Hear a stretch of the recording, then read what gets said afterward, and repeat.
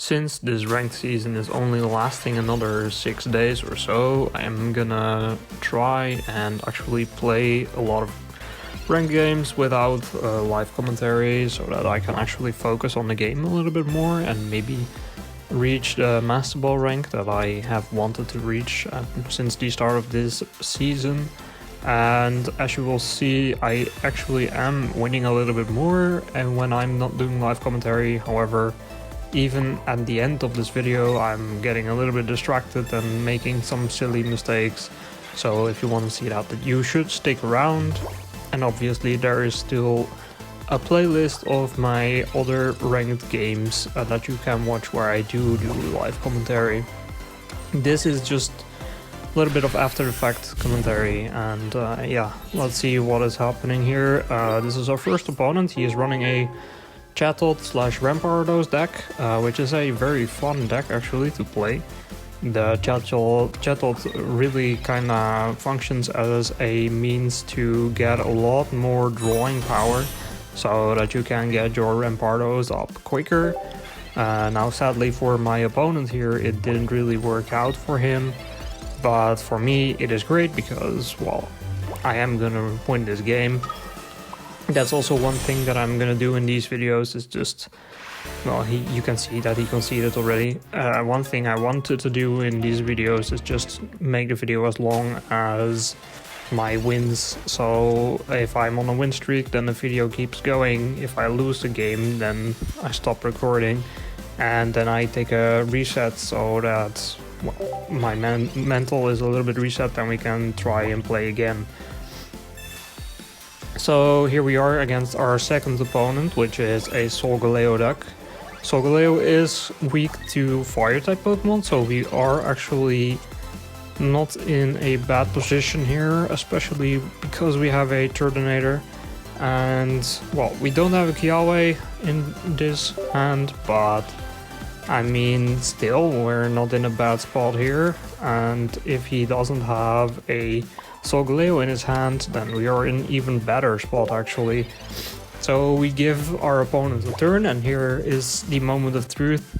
He does have a poison barb, so he will be able to do 50 damage with his Skarmory, but that is basically all he has.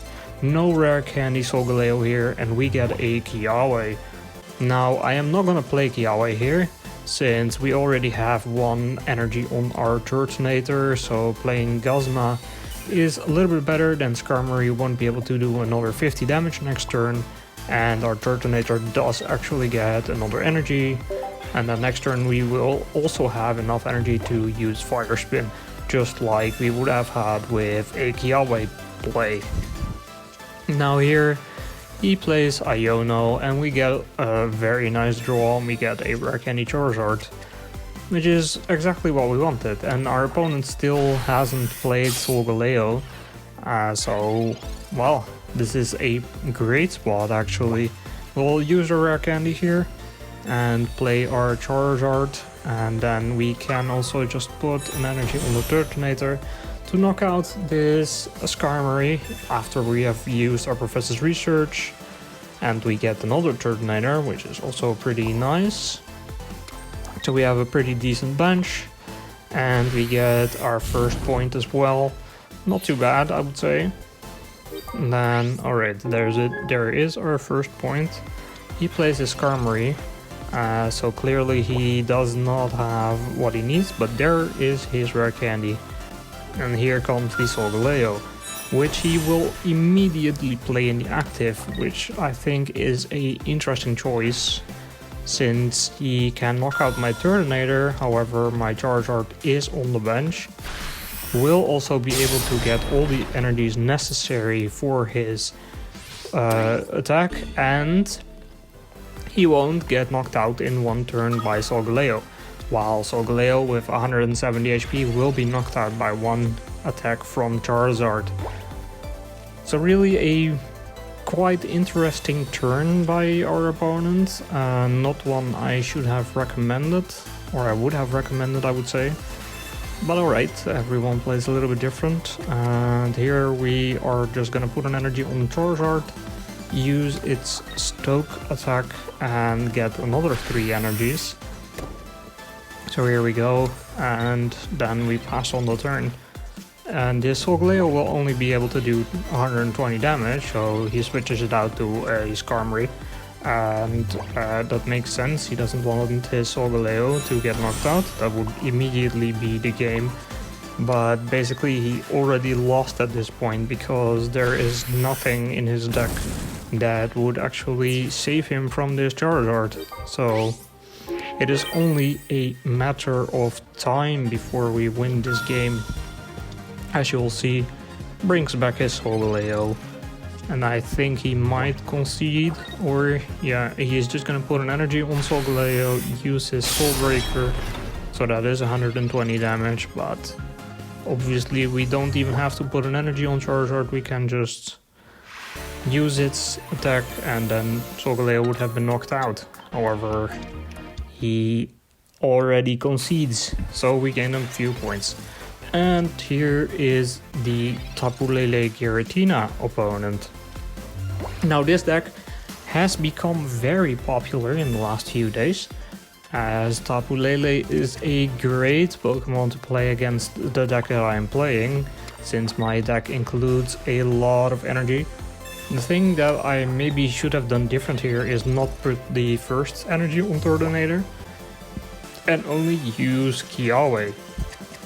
Since then I would have only 2 energies on my Turtonator instead of 3, so Tapu Lele would deal 20 less damage, which would mean that our Turtonator would have at least 1 turn extra to survive.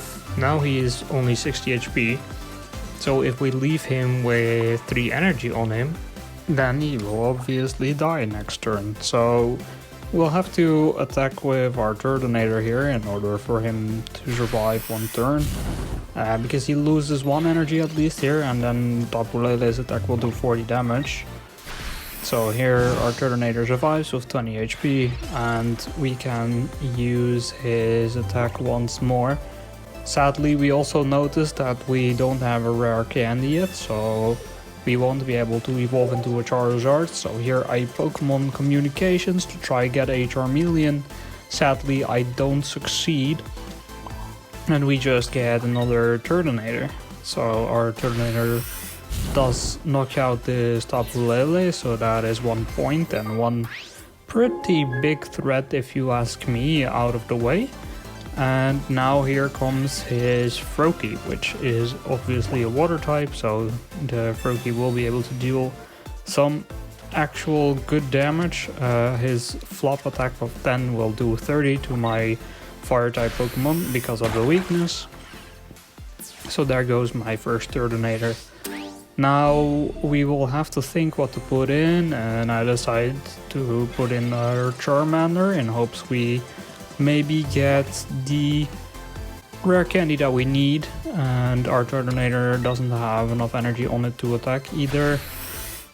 So putting it in the active spot is quite a risk since it has a need of 4 energies to be able to retreat. That is the biggest downside to Turtonator. And then he evolves into a Greninja, so Water Shuriken is gonna do 20 damage. Luckily for me, he doesn't have water energy and only has psychic energy, so his Greninja is not being able to do his attack of 60. And look at that, we draw a rare candy, so there comes Mr. Charizard. Mr. Charizard is gonna use his Stoke ability and going to get 3 energies. Now we put 1 of our energies on our Turtonator because we don't really need the first energy on Charizard yet. We can just do that next turn to get to 5, and that should be okay. But here is a slight problem. Our Turtonator gets put in the active. So what do we do here? I decide to just put an energy on our Turtonator and use its attack to damage this Greninja. And I decided to do this because otherwise his Giratina might be able to knock out my Charizard, and that would give him the win. Besides, he just played a Cyrus, so knowing that he just played a Cyrus, it is actually safer to keep our Charizard on the bench. So he doesn't have another Cyrus, maybe. I mean, he only has one card in his hand, and most decks don't even run 2 copies of Cyrus. So we should be pretty okay here. And he puts in Tapu Lele, which only has 90 HP, so that is a very interesting move. So our Turtonator can just one-shot hit. Alright, so here comes Giratina then. Giratina is able to one-shot our Turtonator, of course, but I mean, our Charizard is still gonna survive. So what he does instead is leave my Turtonator in play, and which is kind of smart, but I think we're still okay. We get a second Charizard going. Not that we really need it, but well, it's kind of nice to have 2 of them. And we can just do 90 damage to Giratina. He can choose to knock out my Turtonator, but he won't be able to knock out my Charizard, so yeah, he concedes. And there is another victory for me. So we are at 1305 points now. Now this game is a interesting one, as he is running a Oricorio, and obviously I'm running a Charizard, and Charizard won't be able to deal damage to Oricorio at all, while Turtonator is able to one-shot a Oricorio even if the Oricorio has a cape on it. So we shouldn't be in a too bad spot unless our Turtonator actually dies. Now here we do start with a Turtonator, so that's not like the ideal case. But maybe we can get a what is this guy's name? Kiame? The guy that gives you 2 energies of fire on your Pokemon on the Turtonator. That would be good, but we don't draw him, so yeah, we're left with 1 energy on our Turtonator. And then next turn, if we do get a Kiawe, then it's not too good to actually play it. It's better to actually put an energy on our Turtonator and have then 2 on it, so we can the turn after put another energy on it. That's basically what we could do. We do draw a Kiawe here, so I actually do decide to put a energy on the Charmander. That is also an option because we have a benched Pokemon right now, so that does give us 1 more energy in play. So that ramps us a little bit more. Actually good play this time, but if we didn't have a benched guy, then yeah, might have been a good consideration to not do that. Now we play our other Charmander and have 2 energies on our first Charmander, and we knock out at least 1 of his Oricorio. So that's a good start. We still have the other one to go, and we don't have a Charizard in play yet. So that is kind of what we're looking for right now. So we either want to knock out this other Oricorio, or we want to get a Charizard in play.